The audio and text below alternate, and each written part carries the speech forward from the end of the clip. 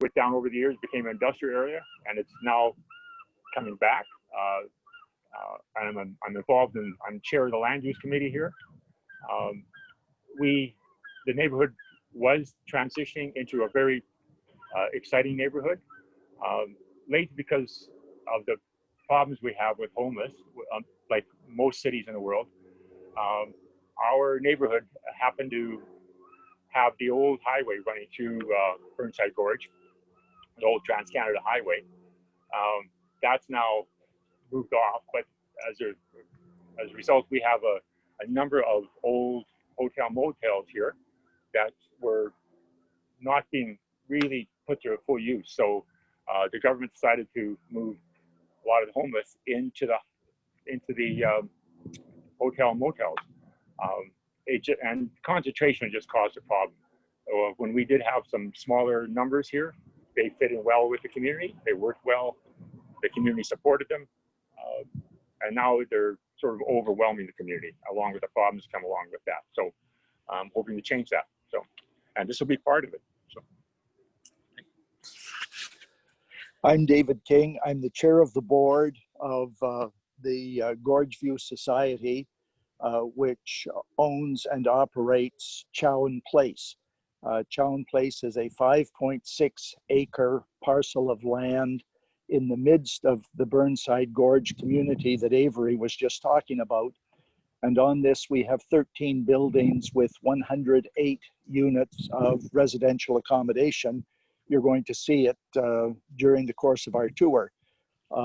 Like Avery, and I might say like Chris, we're all fairly newcomers to Victoria. I moved here from Edmonton, Alberta 9 years ago. So the city is somewhat new to me, like it is to Avery. And that's pretty common in Victoria. We're really a magnet for people from other parts of Canada, principally because of the mild climate and I guess the laid back atmosphere as well. Over to Chris.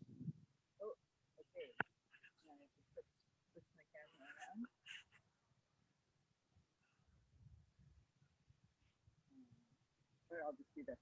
Hi. Super close up. So I'm Kristina, or Chris, either one.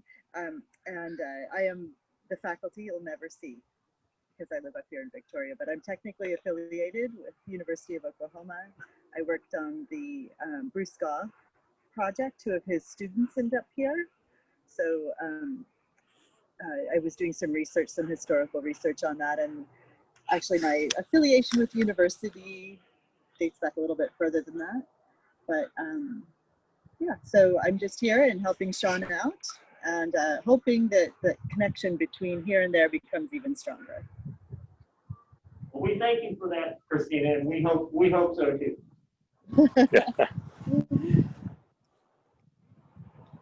All right. Well, I think we dispensed with the pleasantries, so on with the tour, right? Yes. All right. I'm going to, Chris is going to be the videographer, and for at least part of it, I'm going to be the narrator, and either Avery or Chris will jump in as necessary. We're on what is almost the highest point on the site, and I'm asking Chris to kind of pan around from left to right. You'll see that we've got a square, and our 13 buildings are spread out around the perimeter of this square. Our parking is on the interior of the site up against the square. If you look to the left, you'll see a good sized community garden. Behind it, there's a very small 2-story building.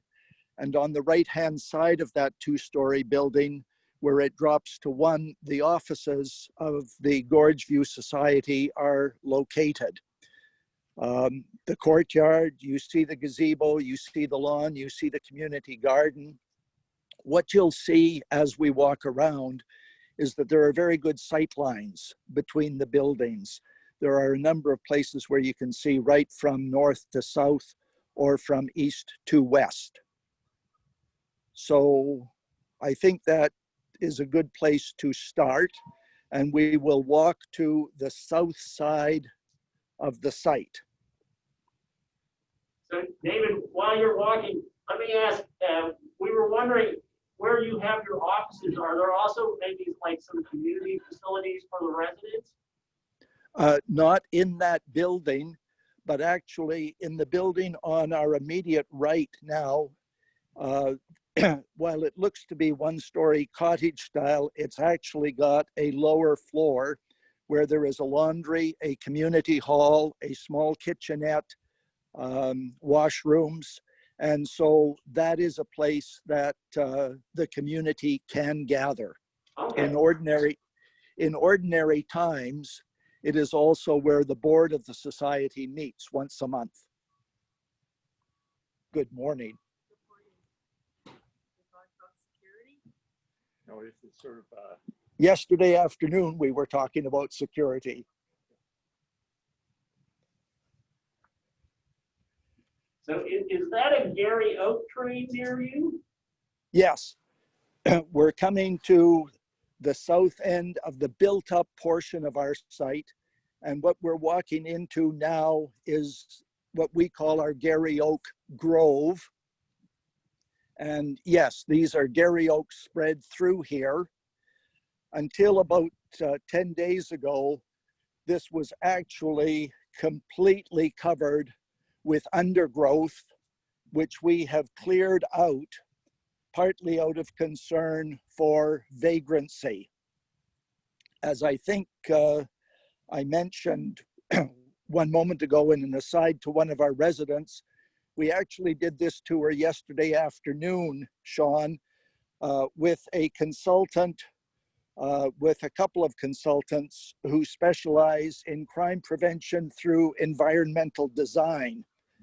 And they told us that there are 2 generations of crime prevention through environmental design, that the first generation was essentially police department work and outlook and perspective, and that the second generation is more social well-being and community factors that are designed to change the environment in which the community lives and works so as to reduce the likelihood that anybody would be interested in crime. I don't know that I have explained that well, and you or the students may be interested in that. Yeah. I have to wave at a neighbor who did this same tour yesterday afternoon. Of course. At the south end of the property, we come to a keyhole crescent. We've put up a chain link fence, but there's an opening that people can pass through, because during the day, we actually want to encourage north-south movement across the property. And this facilitates people getting from the south end of Irma Street to the north end of Irma Street. If you stand out here in the Keyhole Crescent, you just see the kind of housing that surrounds Chown Place. It's quiet, well-maintained, and these are our neighbors. So, David, I just noticed Kristina just panned past a house that had a 2-story, looks like an addition maybe added to it. Yes. Yeah, it looks like there might be like really great views to the south over the Salish Sea to the mountains. Do you think that's true? Like, do you think that if I were up in that 2nd-story addition, it'd be like great? Yes, they would be looking down on what is called the gorge, which is a narrow but pretty deep inlet off of the Salish Sea. Depending upon which way they were looking, they would see across the Strait of Juan de Fuca and into the Olympic Peninsula and the Olympic Mountains around Port Angeles. That's a neat house, right? The United States is just 14 miles away from here across the water. Two generations of the prevention through environmental design. You said the first was policing. What was the second? I think it's more of a what is it, Releasing social pressure. social, yeah. I think we need to research that, you all. Yeah, It I just made a really note. sparked, I was like, oh, man. And in country, they only put like, you like, Have a good day, Greg. that's the only crime prevention, more like, More like, Yeah. yeah. In my neighborhood, I'm gonna have to- before you get ready, before you go out, part of it. That's the owner? Yeah. I'll go over there afterwards. They start. So this is in that cul-de-sac on the south side of Herman. it's Street. funny, that small entrance Yeah, that connects. That is. yeah. It's part- Hey, Christina, before you go through that gate, would you back up just a second? And pan over to your left. Am I seeing like big stones or rocks there? Or what am I looking at? Is that Oh, concrete? you're looking at the bedrock of the island. That's what I thought. That's what I thought. Man, I bet it's hard to put some foundations in around here. Oh, yes. Yeah, I mean, as you might expect, the island is bedrock, and over eons, there are some depressions, large or small, that soil has moved to through the forces of nature, and some places are very, very good for gardening or farming. But the island is bedrock, and so you can come to a place like this Gary Oak, and you see the island exposed. Well, that's really neat though, Yeah. right? I mean, There was a sign at the opening that said private property, no trespassing. We try to honor that more in the breach than in the observance, because we want people to know that they're coming on to private property, but we don't take the no trespassing seriously at all, except after nightfall. If Chris pans through the Gary Oak, and I mentioned earlier that it had been completely covered with undergrowth until 10 days or 2 weeks ago. And I have to say that unfortunately, we cleared off the undergrowth without talking to our neighbors about it. And the neighbors appreciated the privacy that was afforded them by the undergrowth. And it was mostly a matter of being gone for a few days on a holiday and coming back to discover that it was all gone and that we had done this without talking to the neighbors. That shouldn't have happened. You know, you have to respect your neighbors. Yeah, well, that's a good lesson, David. I thank you for sharing that, you know, because, you know, especially an institution like yours, you know, and you know, the thing is like you were doing a good thing, right? At least from your perspective, right? And yes, that's why it's great to get the perspective of the others, you know, because theirs is a different one. Yeah, that's it. There can never be too much conversation. That's true. And I just wanted to interrupt really quickly and point out the bedrock situation and the Gary Oaks. And the Gary Oaks are a very interesting tree. They're quite rare in Canada, and this is one of the only ecosystems here on the island where they thrive. The First Nations have a long history of thriving alongside this ecosystem. There are certain native plants, the camas lily, the fawn lily, others that thrive right next to these oaks, but you do notice the bedrock that's right next to these big trees. Now, some of these trees are smaller, but so that if you see the rise right behind these trunks that I'm showing you, that's bedrock. So there's very little soil that's allowing these trees, and in the back there, that whole rise is bedrock. So these trees are nestled in a little pocket of dirt. About 80% of a Gary Oak's root system is in the top 6 to 12 inches of soil. Now you've got an arbutus, if you see the the tree here that's shedding its bark, that's an arbutus or a madrona. They call it a madrona in California. Another really fascinating tree.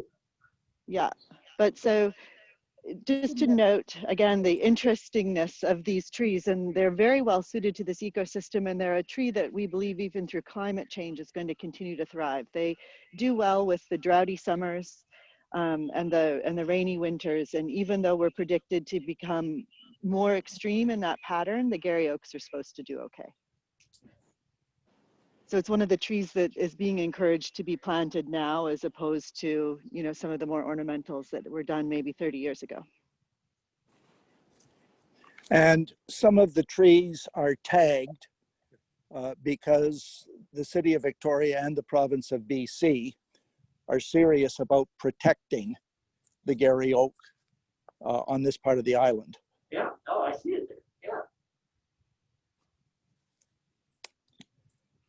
Some trees owners cannot touch without the permission of a municipal arborist who will tell you what branches can be trimmed and how much, or whether the tree can be taken down.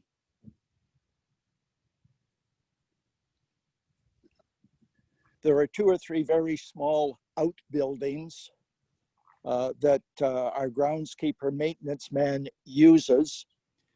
And at some point, we'll want to consolidate that, give him better working space, hopefully all in one place.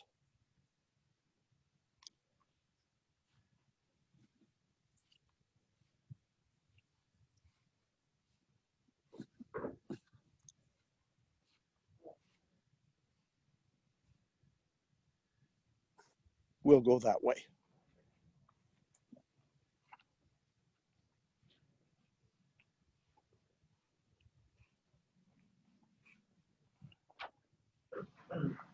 I'm just going to add, since we're walking next to this big cedar hedge, that cedar is one of the ones that is likely not going to do well with climate change.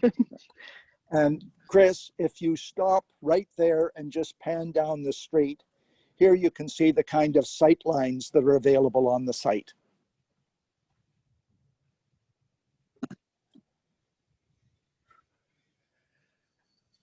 At one point, previous boards really wanted to maintain uniformity, homogeneity, consistency. But in the last number of years, certainly before my time on the board, they started encouraging residents to, you know, plant their flowers, do something with their little patio, that type of thing. So there's been some change in the management philosophy and the practice of residents over the last 8 or 10 years. Do you have like a, you know, garden of the month or terrace of the month prize, or you know, do you encourage you know, them to do that? It's interesting that you should ask that question, Sean. For years, the residents had an association that put out a periodic newsletter, that held events, and did encourage community among the residents. That had been led by 2 or 3 people who put a lot of time and energy into it, and they stepped away. No others have stepped forward. That circumstance developed just before COVID-19. And of course, the difficulty of bringing people together was compounded a lot by COVID-19. So at the moment, we don't have a residents association, although we did have for years and years and years. And in these circumstances, we're unsure about how it will happen again. Your community garden, do residents get a plot of their own, or how do you do that? They have a plot of their own. And the people who garden, while they don't have any kind of a formal gardening club, they work together and they communicate with the board of the society as a group. But the answer to the question is yes, each person has a plot.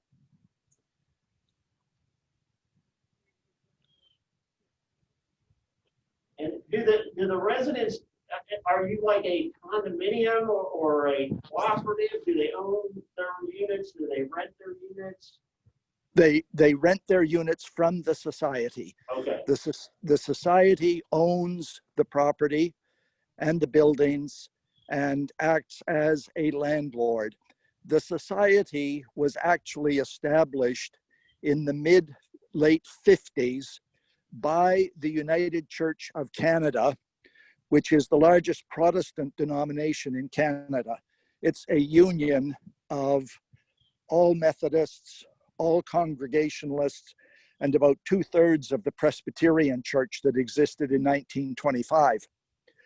At any rate, the United Church of Canada bought the property and created the society to provide accommodation for retired church workers and their widowed spouses. This was back in a day when church pensions were not very good and there was no Canada Pension Plan. So most of these are studio suites. There are a few one-bedroom suites. They're all the kind of cottage style accommodation that you will have seen on Chris's videography. Over the years, of course, the mix of tenants has changed considerably with improved pensions and the Canada Pension Plan. I don't think there's anyone here who has a previous direct connection with the church as a church worker. These people are now simply in search of rent-assisted housing, and that's how we operate it. So, David, let me ask you, I think I might have asked you this before, but I'm thinking of it right now. Do you have any surveys of the property, like done by an engineer or anything? Oh, yes. And if I could, I will leave that for a few moments until we come to the end of the tour, Okay. because I'm going to talk to about a new building that is going to be built on the site starting in the first quarter of 2021. Here at the east side of the site, you have a small protuberance, and it is ours, but we lease it to the city of Victoria, and they operate it as a neighborhood park. So what Chris is showing you now is on our property, but it's leased to the city of Victoria. Okay. And it doesn't get very much use because a few years ago, and Avery would know, another park was developed by the city just a couple of blocks away, and it's got much more infrastructure and more modern infrastructure on it. So the kids tend to go to the nearby park more than to this one. That's the bell for playoffs, right? So Camilla was just asking me, this is the Balfour play lot, right? That's right. Yeah. And so, And again, Chris will be able to show you some of the neighboring houses. I should perhaps have said that the city of Victoria develops neighborhood plans. And in the Burnside Gorge community, Chown Place is designated as a special area plan. So that special area plan is nested inside the community plan for Burnside Gorge. And the person who knows more about that is Avery. He should talk to you about that. okay, well, let's talk about that. Over to you, Avery. Okay. Yeah.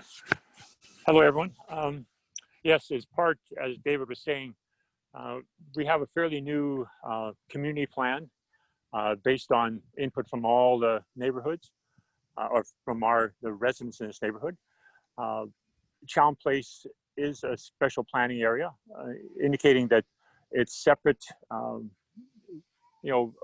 rules and amenities that can go into this area that the rest of the neighborhood is restricted from doing. So it's an interesting sort of concept, the way City of Victoria does things.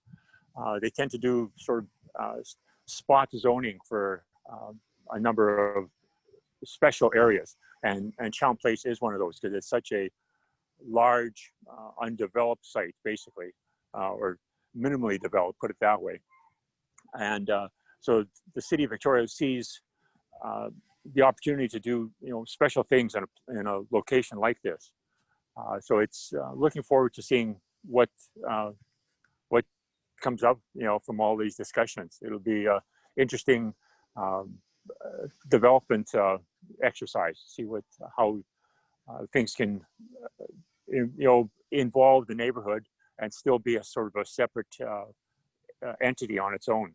So looking forward to seeing what happens here. So, Avery, how would you say the neighbors, feel about Chown Place now, right? I mean, it sounds like, aside from getting the underbrush trimmed back, it was a pretty good, would you say, pretty good relationship with the neighborhood, and they have an excellent relationship with the neighborhood. As you can imagine, if you were a neighbor here and you had this sort of vast open space as your backyard or your side yard, it's it's welcome, and the residents are quiet. They have a very good working relationship with the residents. Developing it will be a challenge because the residents around the area are so used to having this wonderful open green space that any sort of densification of this site is going to be problematic with the neighbors. You're going to have to do a lot of explaining as to some of the ideas that you're doing and some of the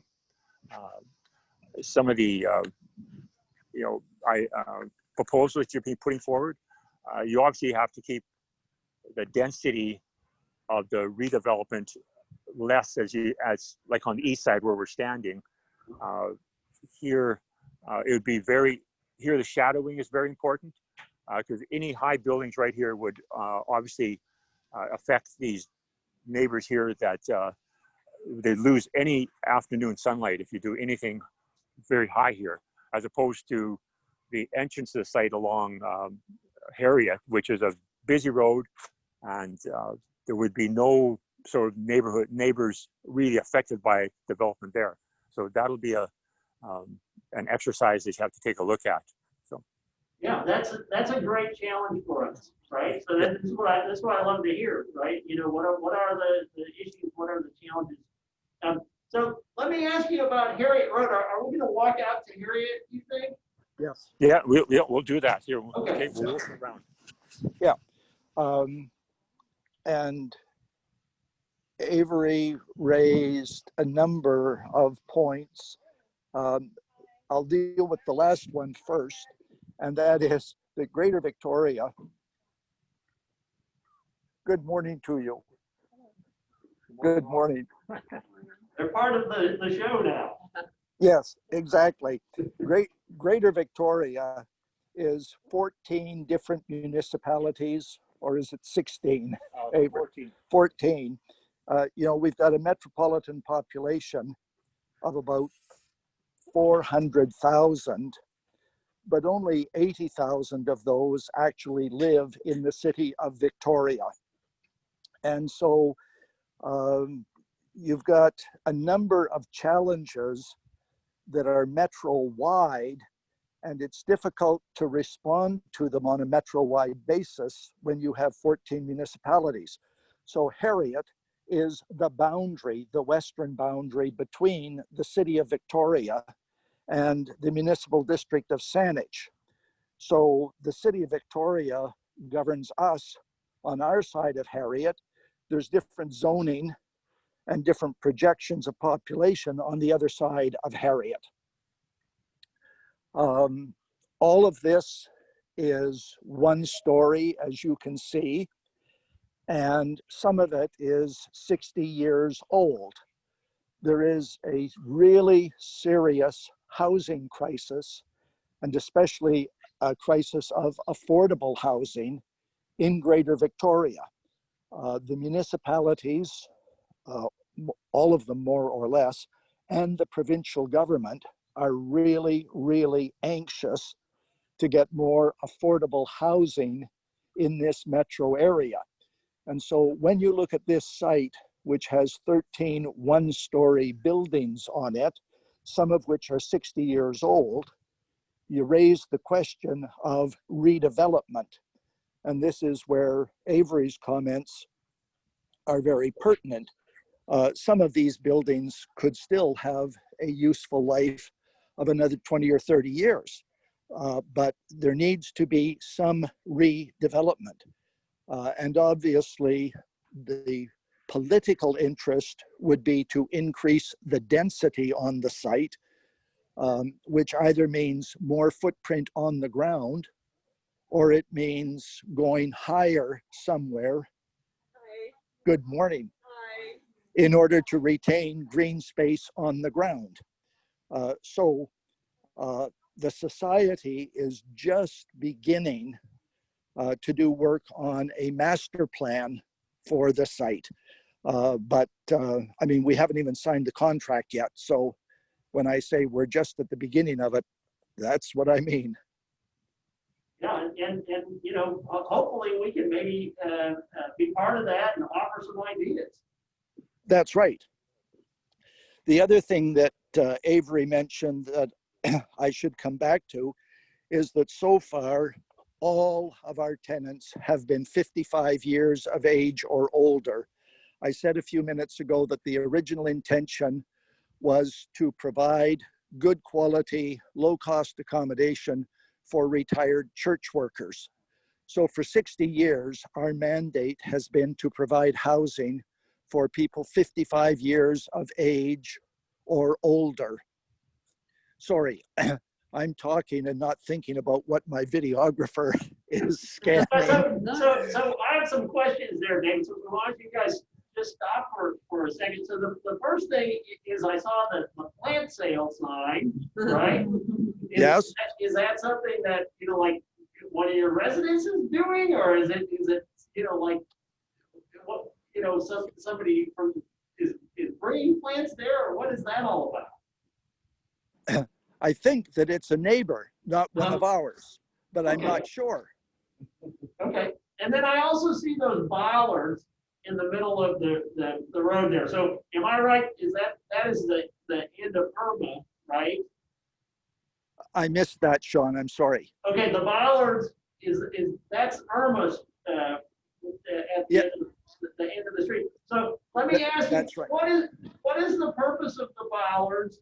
Is it something that the Chown residents want, or is it something that the neighborhood residents want? Is it a problem with through traffic, or why do you have that? As far as I know, and Avery can correct me, it was Chown Place that wanted them, and they are going to be removed when we come to a new construction project that we'll talk about in a moment. Okay. The concern was that people could come down Irma and through our site and out onto Harriet.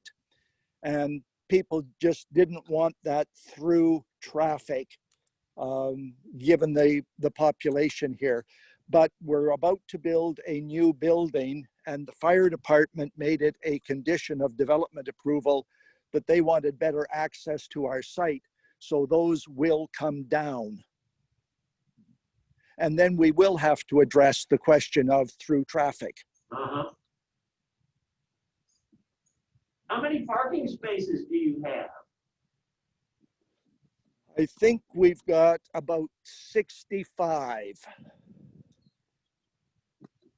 And do you think you are overparked or underparked right now? I think that it is just about right. I don't know that anybody has asked to be on a waiting list, or that anybody's been denied a parking place. But let's flag that, Sean, and I can find out for certain. As you might expect, when you've got older people, older residents, not everybody wants to have a car. Yeah. There is good urban transportation in Victoria, and there's bus traffic both up and down Harriet on the western edge, or up and down Gorgeview, which is 1 block away on the south.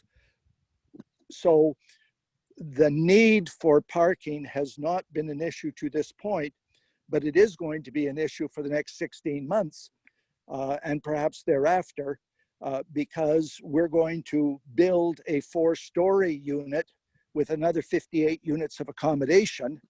And so there will be less parking here during the course of construction. And with another 58 units, there may be more demand. So we're looking at things like buying 1 or 2 shares in a vehicle co-op, doing some kind of car sharing, possibly getting a small van so that we could run people to the shopping center or to appointments. We've got no idea how urban transportation may change in the next 3 to 5 to 10 years. I mean, what are going to be the implications of autonomous vehicles and, you know, other things that might happen? Are there things that we could do to encourage more use of bicycles or whatever? Yeah. Parking has not been an issue, but it is going to be an issue. There's no question about that. Do the plans for the new building have some parking? And is it, if it is parking, is it going to be maybe underground parking or is it more surface parking? Whatever we do, it will be surface parking. Underground parking, given the bedrock, costs about $65,000 a stall. Yeah, that's right. I forgot about that. But you know, yeah, okay, that makes sense. So where is that new building going? I'm about to show you. Okay. We'll walk back toward where we began, just because that elevation gives us an advantage in describing it. But basically, we're building a 4-story, 58-unit apartment, and it is going to change the nature of our little community here, because it's being designed and built with family accommodation in it. So we're going to have people here under the age of 55, including children. And some of these are going to be 2 and 3 bedroom suites to accommodate families with children. Wow. So not only are we going to change the makeup of our resident list, but as I say, we're going to bring in children. We're going to pretty much build into that big courtyard that we showed you as we began. When we do that, that community garden that you admired will disappear. And as you will have seen, we've got lots of small pieces of green spread throughout the property. So we have a plan to relocate the same amount of space for gardening, but it's going to be moved from its current location, and it's going to be in smaller pieces throughout the property. Are there any plans for, you know, after the new building is built, for a larger green lawn space, kind of like, you know, what you have with your gazebo there, or is that something that's maybe down the road a bit? Those are the kinds of things that for the immediate, we will make some interim plans. We're going to move the gazebo, for example, but we are going to relocate it on the property.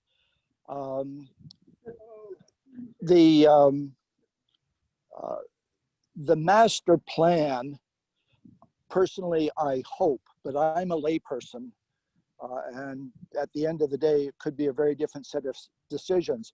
I hope that we will go higher on Harriet, as Avery was saying a few minutes ago, so that we can come down on a slope as we go east on the property and on the north side of the property, because shadow casting is going on our neighbors is going to be an issue.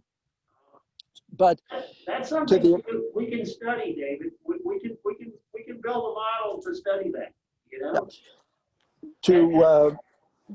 to a considerable extent, if we can attain some density in some part of the site by going up, we can maintain or even enhance green space over the site as a whole. If you use more airspace, you need less footprint. That's right. That's right. And let me ask you, speaking of airspace, you know, on this new building that's 4 stories, what kind of roof is it going to have? Are you thinking about, you know, having access to the roof? Maybe you could have some kind of space up there.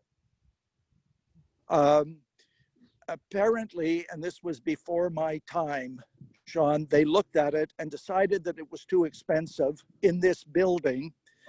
There is going to be a common room in the building, and there is going to be a child's playground on the exterior, on the southwest corner of the building, a play space for children.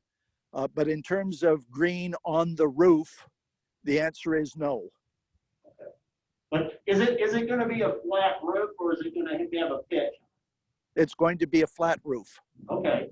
So there's, you know, the thing with that is, it means, to me, that means there's always some opportunity maybe to do something, right? You know, and you know, the even if we were to do just to do you know, a green roof, even if nobody had access to it, you know, it would be a sustainable thing, you know, for that building. Yeah, it might well be. We here in this situation, and this would be common across BC, the provincial government, through an organization called BC Housing, is a very substantial funder of rent-assisted housing.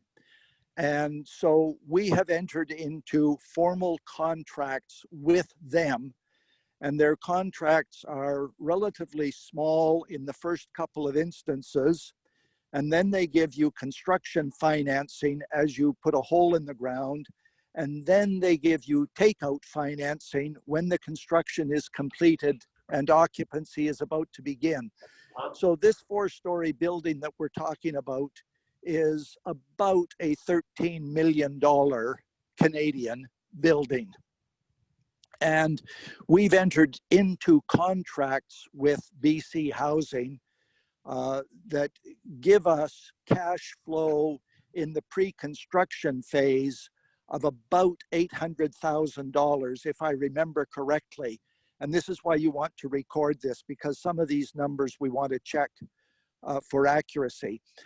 But when we sign these various contracts, one of them requires that we have architectural drawings 50% complete by the end of September, if I remember correctly. So our architect is almost at 50% complete construction drawings.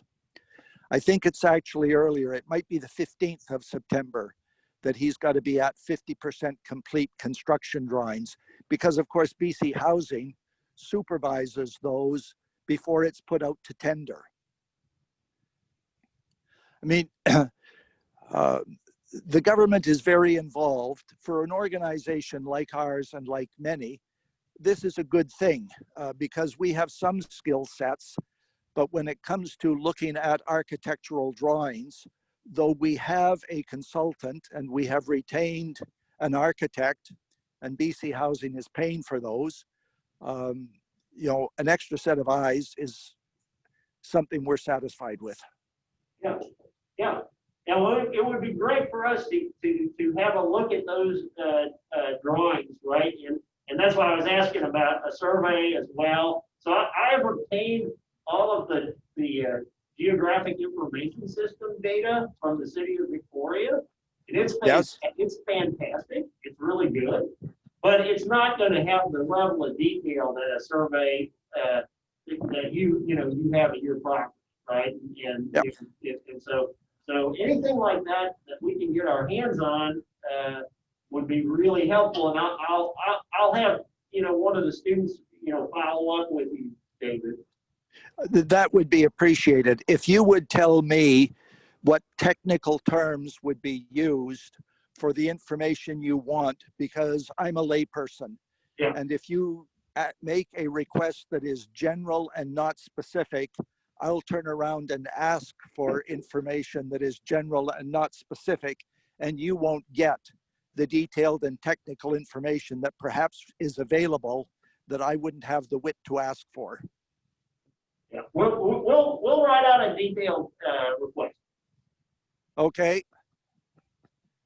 Avery is laughing because he spent some time in this business and he thinks everybody should know that arcane language. Well, but he as a professional, you start taking things for granted, Yep. You do.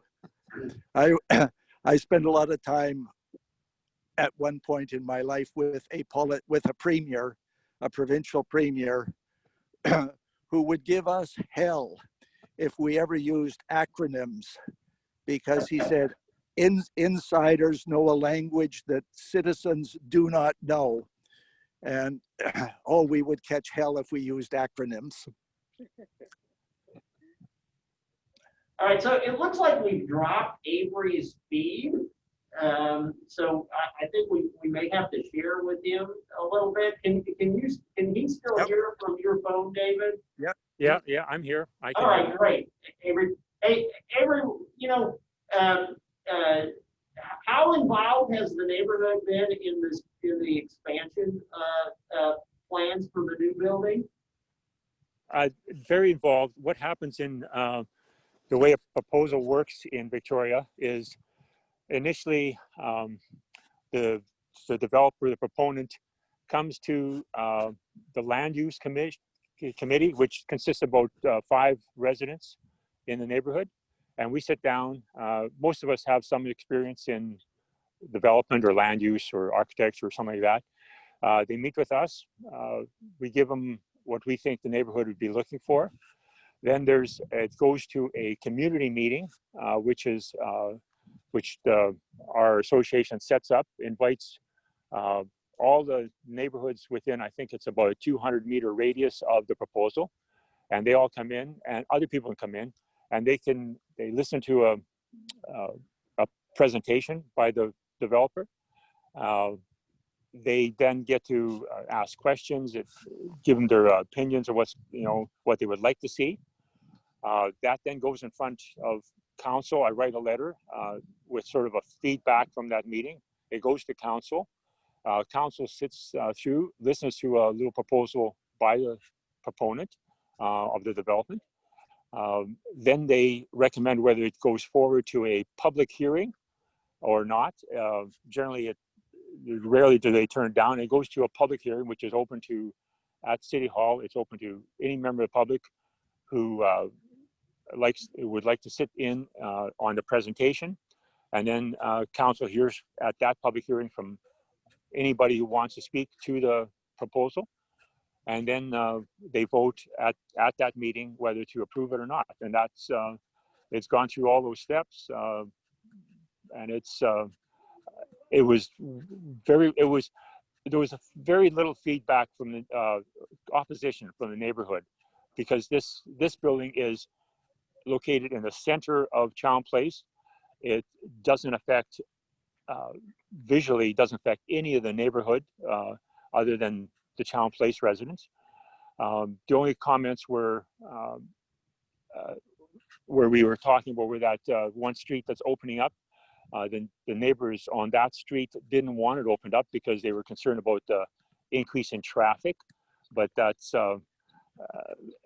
was a very minor point as far as the city was concerned. As far as any opposition, there was no other real opposition to this other than from some of the Chown Place residents, because of course they're used to this lovely big open site. So as for the general neighborhood, no, it was supported by the neighborhood. It was just it was a popular proposal, so I'm going to turn you over to David now.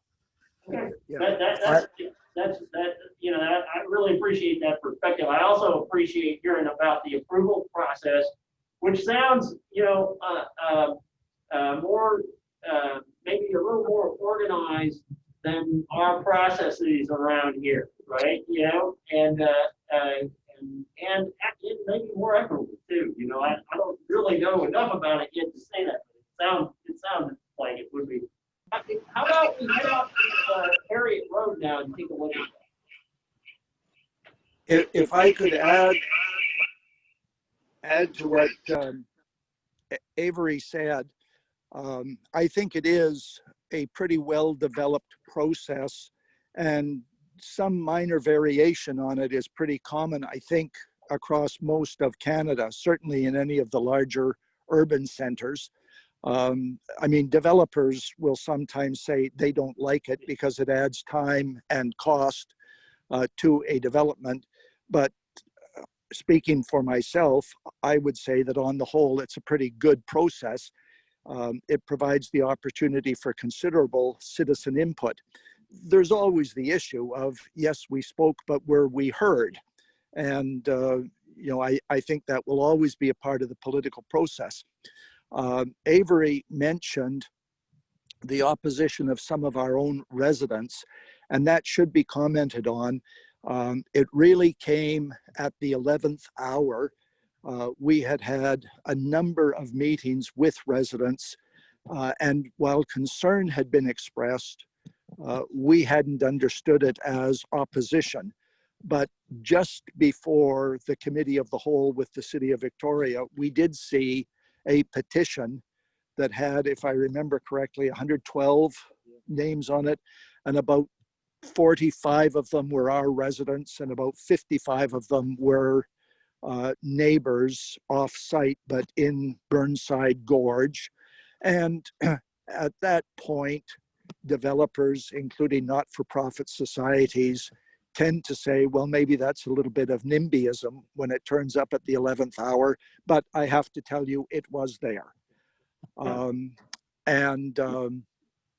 know, so going forward, we will want to do better if we can. In my experience, the more organized opposition always waits till the 11th hour.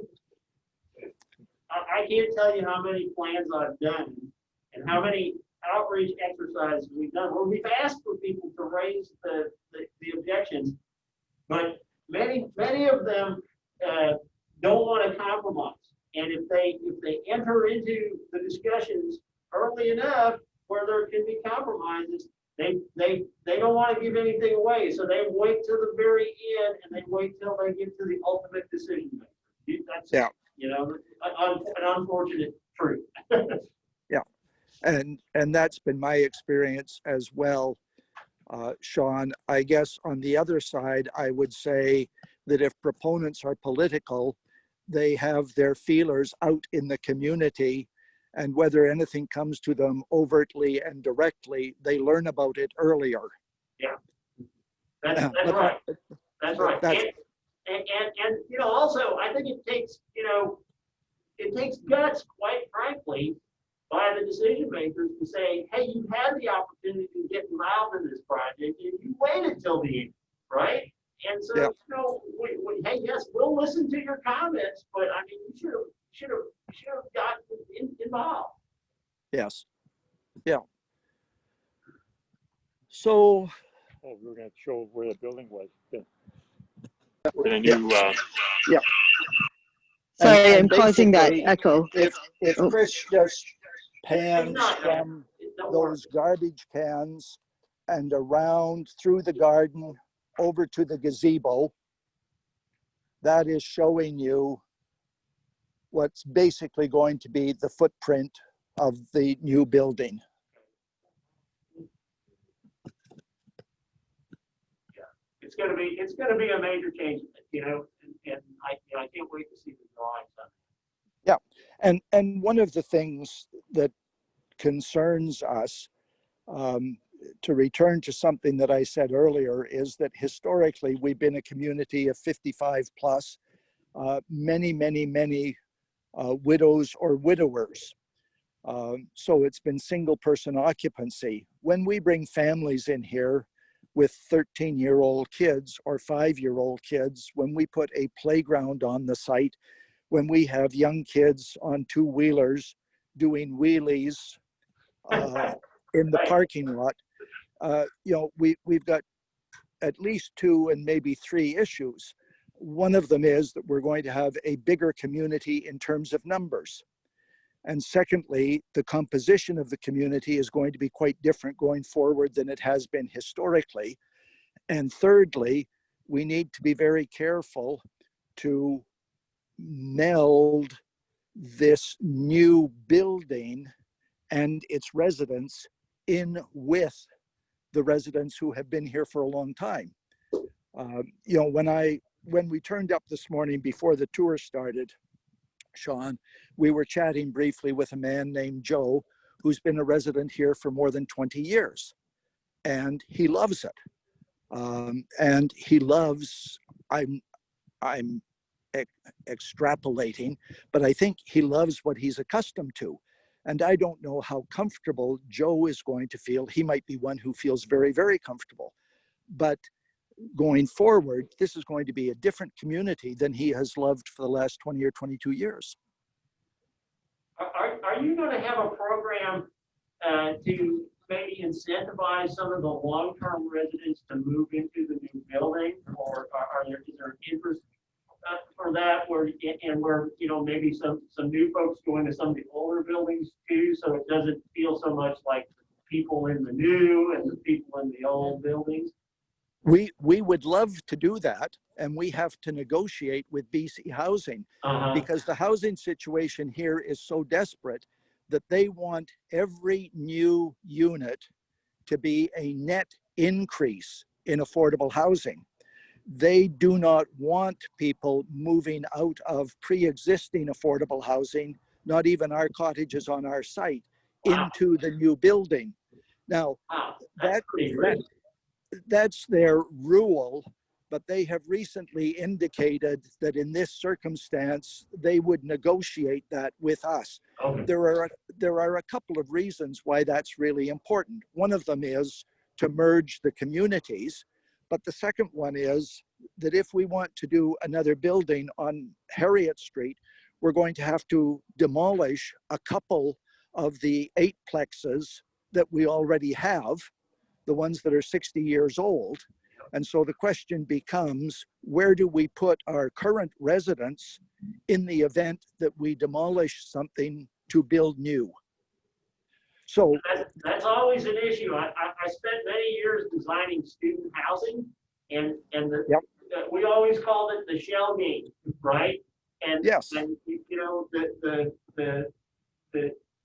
situation was you always had to have a place for the students to go. Like if you took one building out for renovation or replacement, so that's a you know a big challenge to overcome. Let me ask you this: do you think we need to have somebody from BC Housing on the stakeholder committee, or is that something that is best, you know, kept at arm's length? I'd like a little bit of time to think about that, Sean. I mean, Okay. right off the bat, there are some advantages to that. I think BC Housing could learn from being involved in this experience.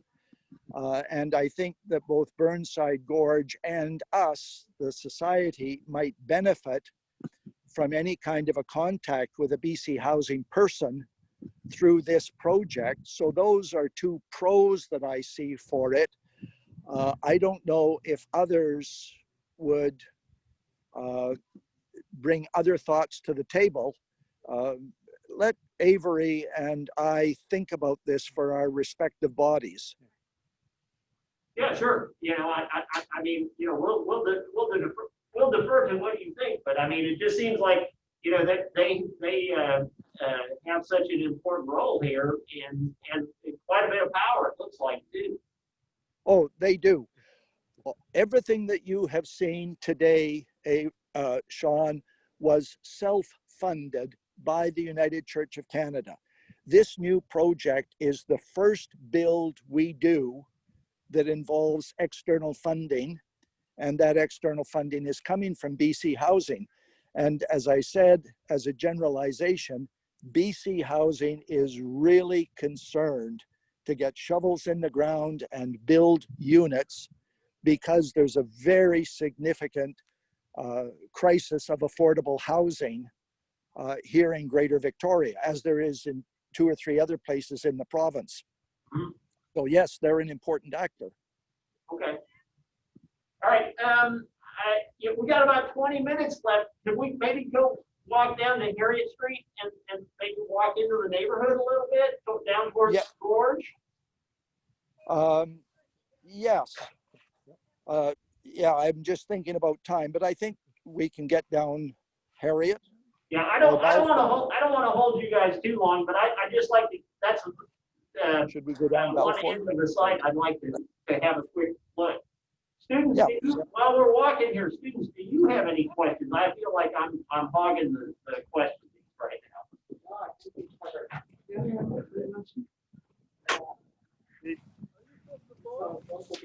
Sorry? I am from the board. I am David. Yeah. King David. That's right. There you are, Avery. Carry on. Okay.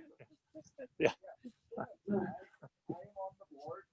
There's an opportunity to be planning through government housing. Yeah. He may be here for a while. Well, maybe I'll, I'm just going to step away from Oh, okay. Sorry, so while David talks to some community members, I thought I would pop in here and just back up to that CALIC process. That's, I'm using the forbidden acronym there, but that's that Community Association Land Use Committee. That's in Victoria, that's called the CALIC process. And so every community neighborhood, and maybe Avery, you know, I can't remember, are there 12 communities within, and this is just, remember the 14 communities that make up Greater Victoria, but the city of Victoria also has these neighborhoods that have their own plans. Each neighborhood has an association. Each association has a CALIC, or a Community Association Land Use Committee. And so you cannot do a project in Victoria without running that project through the CALIC. Council will not even look at the proposal unless you've gone through the process. And is it 12 communities? Yes, there's 12 separate communities here. Yeah. In Victoria itself. In Victoria itself. So that when you were, Sean, when you were saying that was a sort of robust, fleshed out kind of process, absolutely it is. I mean, you cannot pass go without having gone through that community consultation process. Yeah, so here in Tulsa, we have a planning commission that basically, you know, would consider master plan districts and zoning changes or variances or things like that, or not variances, that goes to the board of business, but the planning commission. And what we don't have is we don't have that sort of neighborhood community level. That is much more ad hoc and I think not very well done. Well, here in Victoria, again, it's sort of more formalized, but that doesn't mean that it always runs smoothly. Burnside Gorge is, I would say, an exemplar of what the system can look like. But Fernwood is the great one that there are actually sort of 2 community associations in Fernwood, and they've gone to council to assure everyone that they're friendly with each other, which of course means the exact opposite. Exactly. Because Sean, we in Victoria, we have these community associations generally tend to be sort of put in my, like retired people who got time to look after you know, the dog parks, things like that. Burnside Gorge is sort of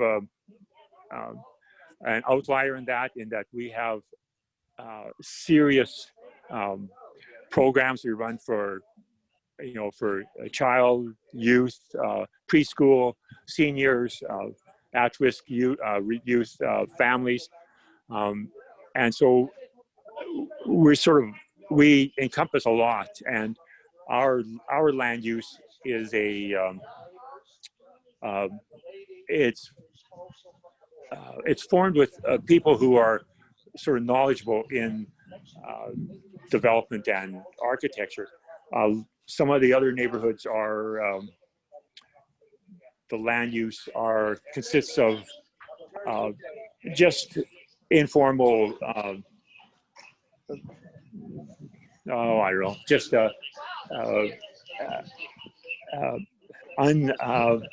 uninformed people, and it does cause problems with the developers. They go to a meeting in some of these places where they get questions that are sort of totally out of the blue, have no relevance to the project. Burnside Gorge, on the other hand, we tend to be more developer friendly, simply because we do want more density in our neighborhood. A lot of these other neighborhoods, like the neighborhood David lives in, are very settled, big, lovely areas, lots of green space, and they do not want change. Burnside Gorge is, on the other hand, we need more families, we need more density. It's just in order to, as typical, we don't have a lot of services in Burnside Gorge, simply because businesses just do not find there's enough population density, and so we're looking for that. And because you densify an area, other things follow. The coffee shops, the stores, they fall along where the business is. So that's what we're looking for. So it's we tend to be more of an outlier in the greater Victoria region than most of the other neighborhoods are. So do you think, if there were some denser housing there built at Harriet at the entrance, there'd be sort of an openness to a little bit of commercial space on the first floor, not a huge development, but space for something like a coffee shop or some convenience type services. Oh, that would be more than welcome if the main floor consisted of a coffee shop or a small drugstore, things like that, or even like a live workspace where someone lived on the second floor and worked on the floor below. That's what we're looking for in Burnside Gorge. It's to us, that's what makes a vibrant community, and it would be more than welcome here. If I could add to that, I stepped away to talk to some residents for a few minutes, but I caught the last part of what Avery was saying, which is really important. What the council approved for us on the 24th of June with respect to this new building is what we call a development permit with variances. So there didn't have to be any rezoning and there didn't have to be any subdivision. But going forward, given that we will now have to rely on external funding rather than internal funding, it's quite likely that if we want to do something, we're either going to have to subdivide into parcels that can be financed as we go, or we may have to stratify or something like that. And so the planning process and zoning has become more complex since this place started 60 years ago. Very often that's good, but sometimes it just creates hoops and hurdles that owners have to jump through. The other thing is, speaking to Avery's last comment, I would dearly love to have some live-work space here. Why couldn't there be a hairdresser who's got 250 square feet that is not really residential accommodation? It is workspace, if the community wants it. BC Housing, however, does not have a model for live-work financing. So we have to raise it with them tentatively, then we have to talk to them about it in an encouraging way, then we have to have them allow an exception so that they can experiment, then we want them to change their policy. This does not happen overnight. Right. Well, it's always a process, but I mean, to me, it's, I'm just looking for the openness, right? To start the process, because, that's to me, the key, if people are open and want to, try to solve the problem, you can usually find a way. It's when it's, there's a no can do attitude, or it's not my problem, that you run into trouble. Yeah, that's right. I'm going to ask Chris to turn around here for just a moment so that again you can see more or less a sight line. You can see across the courtyard, Yep. down the entrance onto our site. And if I was standing at the other end on Harriet Street and waving, you would just be able to see me.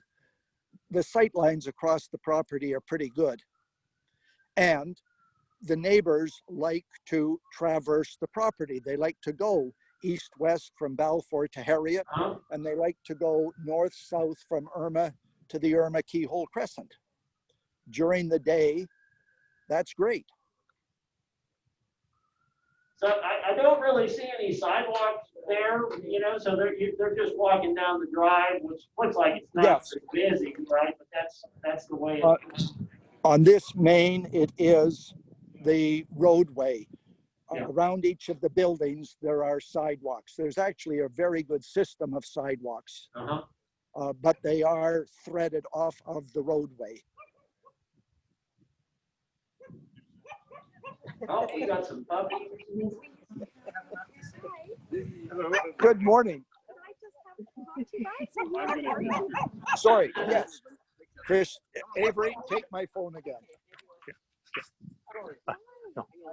David has to work. This is called buttonhole politics, right?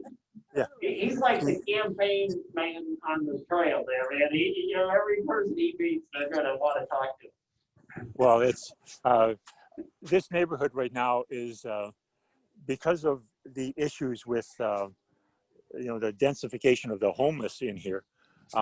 This area is being affected. As you can see, they're seniors. Any uncomfortable person causes them anxiety, and so they're quite concerned just with the change that's happened in the neighborhood. Now, our police force is a very good police force. They have most of them have incredible training in in social issues. Our police are not nearly as heavily armed as yours are. So the police here, we have what are called community resource officers, and ours is Sean Hand, who's this giant of a man who's just the most peaceful man you could ever experience as a police officer. And they get to know the neighborhoods intimately. They visit. He's been in Chown Place here he's been here for 2 years, and so he knows almost probably half the neighbors, and he knows the owners here. He knows the managers. They do patrols almost every day. They'll come through just to check things, and they have upped their sort of their patrol frequency late in the last few months due to the increase in the homeless, and they have what are called reserve constables who do the patrols with them, and these reserve constables are not sort of officially police. They've had training in defense, things like that, but their training is in mental health and social aspects. Yeah. So they'll come through with the police officer, and they'll actually talk to everybody they come across that's sort of at risk or something, and they'll try and find them a place to go, things like that. It's an incredible program that they have. Our police are stepping up. Unfortunately, as everywhere else, funding is a major problem. Our police budget is way over the top simply because of this. But until we find ways to address mental health and addictions and the locations for that help, it's nothing going to change for a while. I think I don't think we're any different than any other city in that those important aspects of of society aren't developed to the extent they should be. Yeah. So we'll see what happens. But Well, so, I appreciate the perspective on that. Could you repeat the name of the community resource officer again? is Sean Hand, Hand, and he's. I can get you the contact information if you want, but yeah. So one of the things that we have the students and I haven't discussed this yet. But, we're gonna come up with a community engagement strategy with you all when we meet next time. And okay. One of the things that I think we probably want to do is have some in-depth interviews with some folks that aren't on the steering committee, but have intimate knowledge of the neighborhood and some of the issues. And he sounds like one that we would probably like to talk to, You probably would. You'd enjoy talking to him. He's got a great sense of humor. Yeah, great. Should we just leave David Oh, talking? sure. And Yes. sort of What? get you to Harriet that, Yeah. right? We're going to just keep going. Just keep David is just stuck talking to the residents.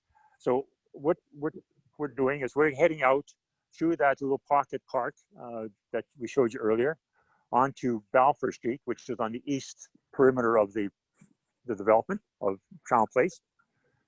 And this on Balfour here, this is a sort of a very typical street in Burnside Gorge. Older houses here. The houses here are generally out of the 60s, 50s, and 60s. Some out of the 40s. There's been very little redevelopment here in houses being knocked down and new houses being put up in place. A lot of these places are well maintained in this neighborhood, but it just hasn't gone a big transition in architecture from what it was. Unlike some close to the water where I live, which has been totally redone, these areas are still very typical 50s, 60s neighborhoods in BC here. I see the speed hump there. I don't know if that's what they call them in Canada. But is traffic speed an issue in Victoria like it seems to be around here? Not really. The reason you see these speed bumps is because this area in Burnside Gorge, this particular area, they were large farms at one time. And when they developed it up, we have sort of two major streets. So on your map, you'll see on the south end, it's called Gorge Road. And on the north end, it's called Burnside, hence the name. Right. But what they did is they neglected to put any cross streets in. So if you're a neighbor and you want to visit your neighbor a block over, you have to go down to one of the two major streets, which are busy traffic areas, and walk down, across, back up. And one of the things we were looking for in our local area plan was cross connections. And so what's happening is that as properties are sold, in some cases, the city of Victoria will buy a lot that fits in with where they want to put a cross connection in. They'll take out a right-of-way for a walkway, and then they'll sell the lot back out in the public space minus that right-of-way. And we're in the midst of, I just approved or just reviewed a proposal on Washington, which is another block over. And we're getting the cross connection in. And it's, once we develop that, these neighbors will be able to go from the west side to the east side of this whole area without having to go onto one of the two major streets. So we're looking forward to that. So this speed bump stops this these people from cutting through quickly from one street, from one major road to the other one. You normally don't see that in Victoria. So. That's great, though. I can't tell you how many objections there would be around here if we tried to like put cut throughs like that, right? Between some of the neighborhoods.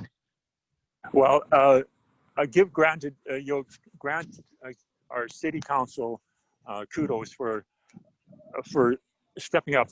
It's somewhat of an expense to buy a piece of property that's on the public market, you know, take a piece off and then sell it back. Now, the way Victoria has grown, every month the prices go up.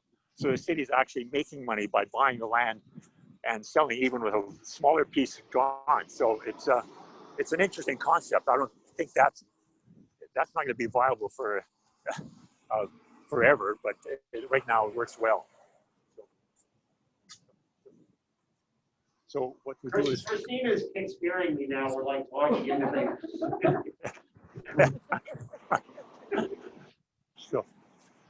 So I think we oh, here comes David.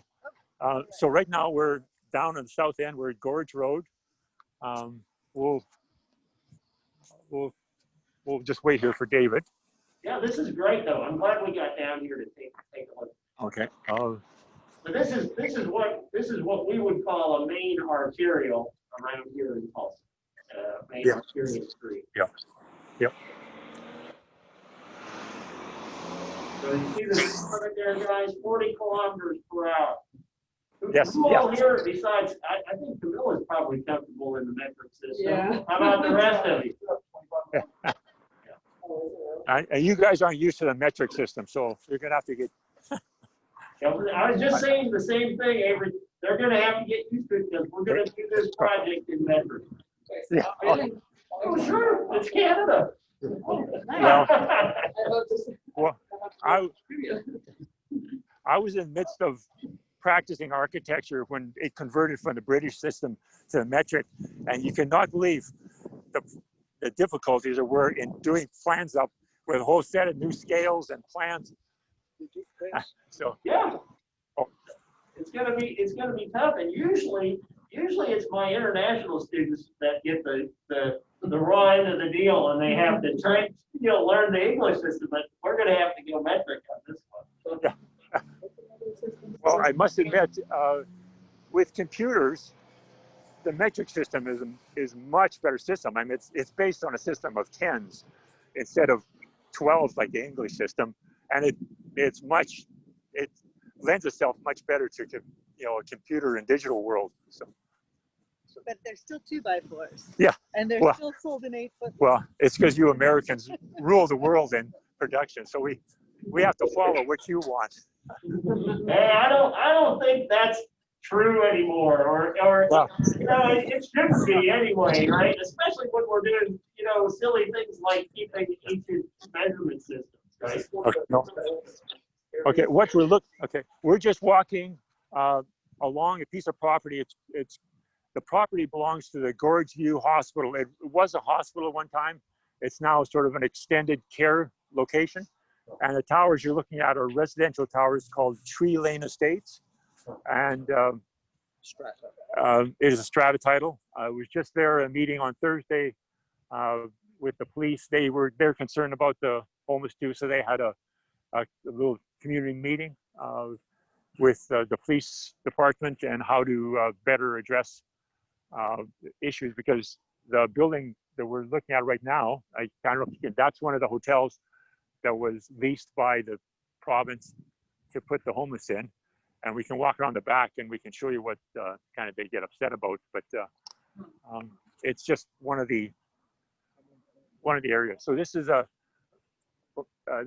sort of the neighborhood is very typical of that. It's of this sort of space, trees, a lot of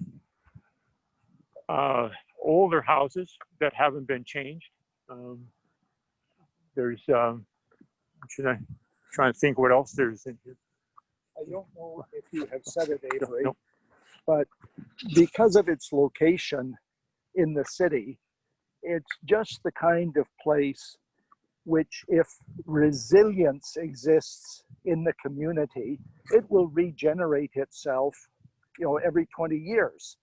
I've lived in that kind of neighborhood where the kids grow up, move away for a decade, establish a family, and then come back with young children. And I think that that's what Burnside Gorge wants to be. Avery should speak to that. And I think that because of its location and its history, it's got all the opportunity in the world to be that kind of a community that just regenerates itself and is evergreen. I would just add for the Americans that stratified title is just a condo. Yes. And my phone is telling me that I'm on a low battery. Yeah, so that's probably a signal. We're about 5 minutes over, and I want to be respectful of your time.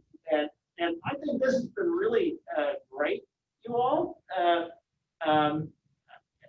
I appreciate you taking us on this tour. If we what areas have we not seen that we would benefit from either another tour like this, or like maybe if I could even like impose on Kristina and you all to make a couple of little videos and stuff. Where else should we see? Well, if everyone's phone lasts for 3 more minutes, we'll be at the water's edge. Okay, well let's hope. Yeah, we'll go for that for sure, right? But I mean, okay. Are there other things that we should look at? I think that some brief video of Burnside Gorge. They've got a very attractive, very effective community building, and there are other parts of the Burnside Gorge community that I think you should see in order to establish the setting for Chown Place. I don't have any suggestion other than that, Avery. No, I think we could do another tour like this with my phone working, and through Burnside Gorge proper and see show you what we have there. I'm not sure we can. I'll try to do a little driving video of just on the Gorge Road, so you can kind of see that old Trans-Canada Highway with the hotels and everything. Yes, that's right. Yes. It looks a lot like parts of Route 66, Yeah. Yeah. I think there's a path over there to the left, Avery, but it's been a long time since I've been here. Some beautiful trees there. Well, we're on what's called the gorge. It's a very narrow inlet. There's kayakers down paddling right now. I don't know if you can see that. And it actually winds about 6 miles inland very circuitously, and it's salt water.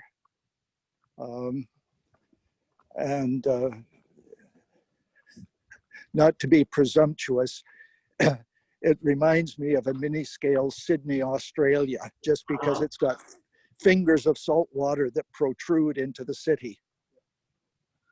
Yeah, I can see that. Right? It's a huge opportunity, a huge feature in the city. And Kristina said that people can swim in it even, right? Yes.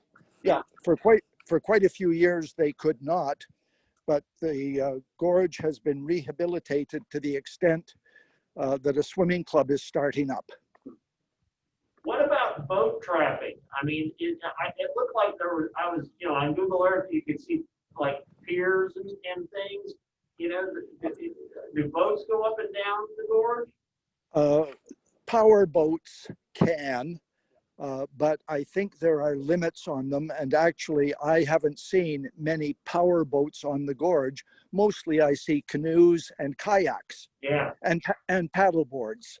And so whether it's a matter of regulation or not, it seems to be a matter of convention and agreement that there's just not much power boating on the gorge. Avery, am I right about that? You're right, David. That's correct. It's just the power boats are few and far between here. There's you can't see it from here, but there's a walking old trellis bridge. There was a rail line. It's now just a bike and a walking path, and it precludes any larger boats from getting underneath it up the river or up the gorge waterway here. So it's small, generally small crafts come up here. Can't quite, there's too many trees from this angle. We can't get around to the other side from here. No. We'll have to wait for a different, another tour from the other side, coming back this way. But you can see it was Yeah. a 5-minute walk, just getting across Gorge Road and you're down there. Yeah, it's beautiful down there, right? The whole city is beautiful, Yeah, Sean. well, yeah, but particularly beautiful. That's right.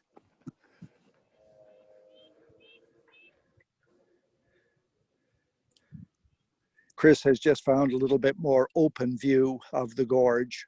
Yeah. No, we're enjoying it here. We were like, you know, it's a beautiful setting. I compare it, of course, to our Arkansas River here, right?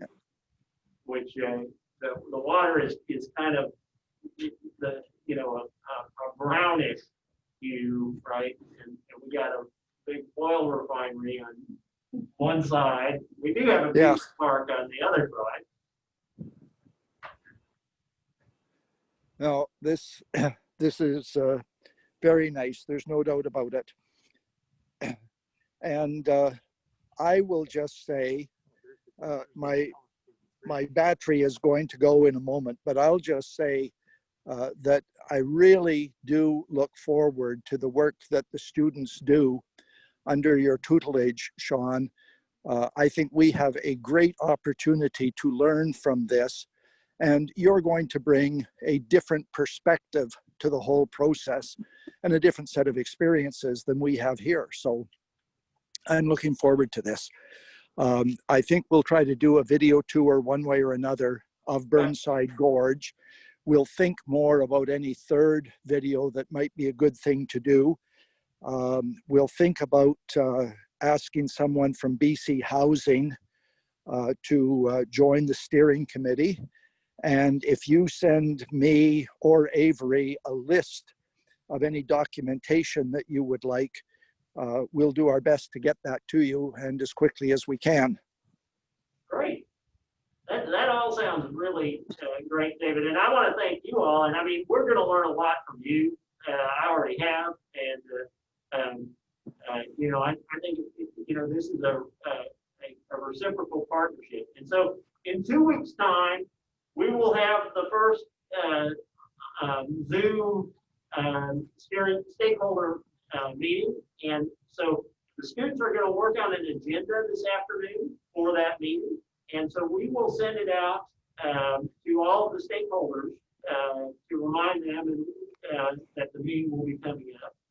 And, you know, I think, you know, we want to, at this first meeting, you know, just get everybody acquainted, set some goals for the project, and really talk about the empathizing community engagement plan that we want to start.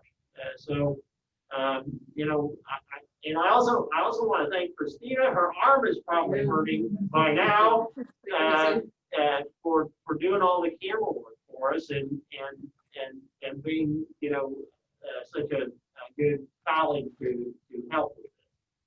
And in that regard, Sean, maybe as a separate issue, we could debrief the technology that we used for the last hour and a half. I don't know if you have been seeing my face or my thumbprint, because I don't know which camera I might have been using. So if you've got any thoughts about how we could improve the technology, let us know. Yeah, well, I actually think it's worked great, right? I mean, you know, I know we had a little difficulty getting Avery on, you know, but you know, it's a little jerky, but for the most part, I mean, it really has given us a good perspective, and the audios seem fine. So, you know, I'll think about it. But I mean, you know, this is very workable, I think. And last, I'm not apologizing that I had to step away a couple of times to talk to tenants, but I want to tell you, our little parade fascinated them. And I have learned some very valuable things from tenants this morning. Yeah. Yeah, I was telling the students that's buttonhole politics there, right? You know, if you walk around, you know, you're going to get stopped, right? You know, hey, what's going on? That's it. I knew a man named Daniel Kemmis, who was once the mayor of Missoula, Montana. And he did an incredible job by walking around Missoula. Yeah. Well, if you're fortunate enough to have a small enough jurisdiction, right, there's probably still no better way to do it, you know. You know, all the Facebook and social media and all that stuff aside, right? Which, yeah. No. All right. With that, I'm going to sign us off, and we will see you in a couple of weeks. Thanks very much, Sean. Okay. Have a good afternoon. Thank you. Thank you. Bye.